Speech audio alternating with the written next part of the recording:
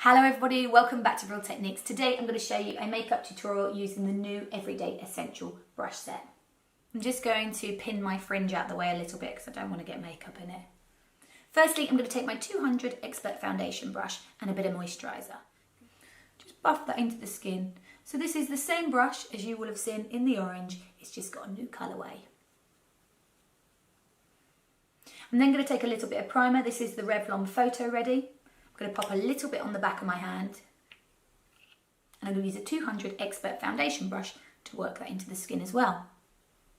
This is just going to allow the foundation to stay on a little bit longer.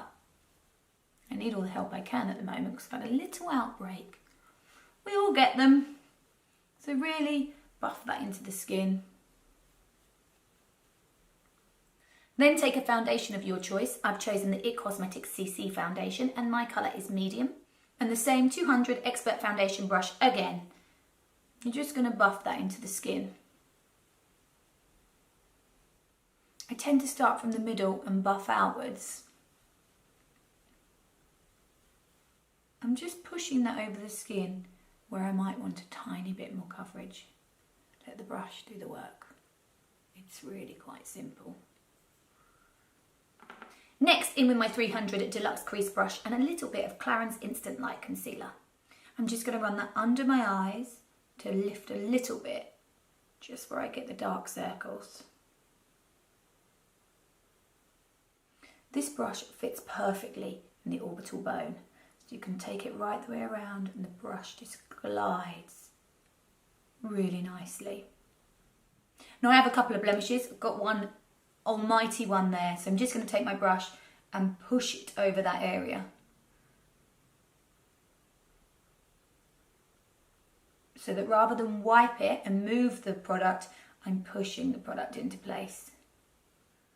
So it should just slowly disappear. Unfortunately, you can't change texture, but you can change colour. So anything that's really, really red you can, or dark, you can take out with makeup, but you can't make a surface look smooth. Not as yet anyway. So I'm just working that on all of my blemishes. Next, my 400 blush brush and a little bit of bronzer. This is the Charlotte Tilbury Film Star Bronze and Glow. I haven't powdered my skin yet. I personally like to use the bronzer first so it clings to the foundation. But certain bronzers will stick, so be careful with that. This one glides on really nicely. I don't like to powder too much because then you've got more and more product on. I want it to look as natural and radiant as possible without looking cakey and like you've got tons of product on. So just slowly build the bronzer up.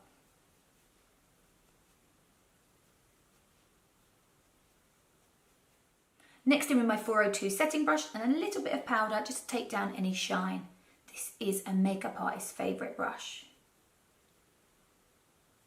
Just any areas that need the shine taken away, maybe the odd blemish, a little bit around the nose. And I like to take a dusting of powder over my eyelids. Especially if I'm not wearing an eyeshadow that day.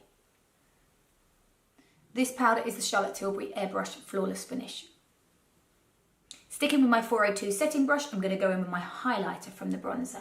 Just run a little bit on the top of the cheekbones, just so it reflects the light a little bit. Highlighter is fine in this area if you have a smooth texture. If you've got the odd blemish there, it will highlight the blemish, so be wary. A little bit down the nose, a little bit on my Cupid's bow. Next in with my Miracle Complexion Sponge. This is such a versatile little friend. You can use this with creams, powders, liquids, for blusher, for concealer, for foundation. If you use it dry, it's going to give you slightly more coverage. If you use it damp, which is a lot bigger, for a foundation, it's going to give you a slightly lighter finish. I'm going to use it for blush. So I'm going to take my point, just dab it into the blush. This is Bobbi Brown Powder Pink. I'm just going to take that along the top of the cheek.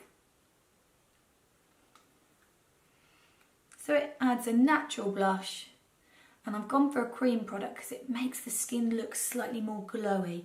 Everything else I've used is quite powder, So I like to add a bit of cream, and by using a sponge you can push it over the skin and it won't change your makeup. I'm also going to take a little bit of that right on the point and pop that on my lip. So it makes a really, really muted lip.